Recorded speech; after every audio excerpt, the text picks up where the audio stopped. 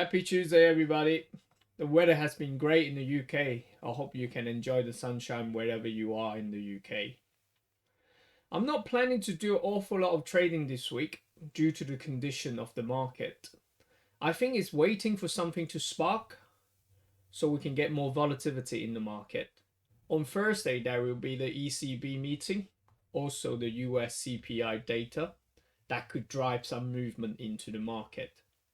There has been concern about the inflation, therefore, we may see some volatility on Thursday. In terms of the crypto space, we are still in a consolidation period. Therefore, we may see a bit of sell-off before the real bullish move come. If you like what we do, please hit the like and the subscribe button so you don't miss out on any market insight. Thank you. So this is the S&P 500 chart. We did take a long position on the 19th of May and exit all the position right now. I don't think it's a nice area if you're not in from here. We are in the middle of the range. Is price going to push higher to the 4,300 level, or may drop back down to this bottom channel around the 4,160, or may eventually break down this channel? We shall see. In terms of the FX market, we'll start off with the dollar index. The dollar index weekly chart, you can see we have a couple of doji bar around this area. Price is stalling. We can't manage to find strong buyers though. As you can see, last week we had a big push on Thursday, Friday, totally sell off again. Now we are again in the middle of the range. We may come back and test this 89.50 area. I do personally think we will see a bit of bullish movement from dollar index due to the fact that we may see a sell-off from indices. So they have an inverse correlation at the moment. So we shall see from what movement that will bring from the S&P 500 on Thursday. Then that will dictate my move for the dollar. Gold is an interesting chart actually. As you can see, we had a very bullish run through this period. I did draw a fib level on that from weekly chart.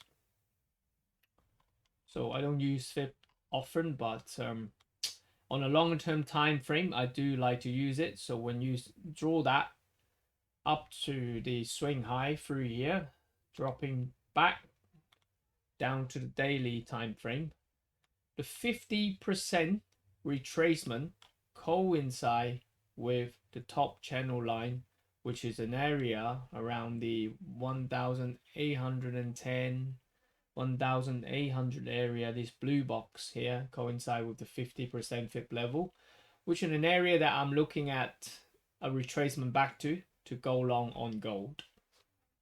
So going into the Bitcoin chart, price still looks short-term bearish.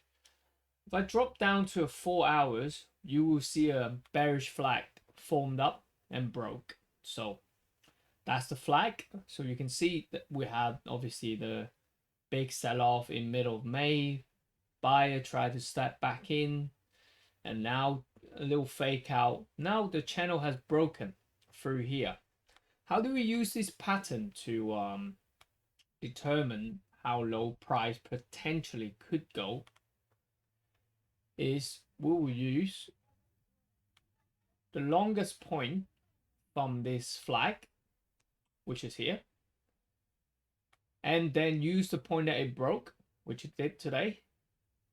That's the line, and you can see price potentially could go back to around 22,000 area.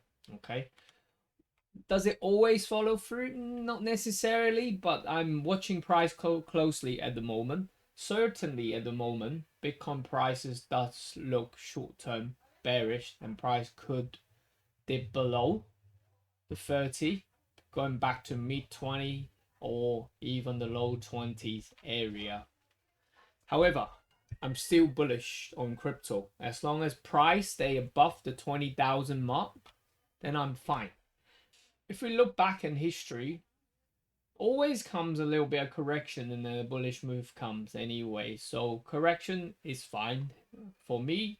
Even from the 60,000 drop back to around 20,000, it doesn't worry me at all, because remember that price went from $4,000 to gone up to $66,000 in less than a year's time. So the correction is healthy. As long as it stay above the 20,000 mark, I'm happy to continue to be bullish on the crypto market. In terms of Ethereum, daily short term, we are still ranging at the moment. Okay, so we are potentially forming a big head and shoulder pattern right here. That's the shoulder, head, potentially the right shoulder. If this neckline broke, we could head back down to around the 1,000 area. So we shall see how price develop in the next coming weeks. Seasonally does suggest we are running to a sort of like a consolidation period in June, July, before the real bullish move come end of the year anyway. So that's pretty much it for me this week. I'm going to be patient and let the market settle, give me more direction and indication before I plan my next move.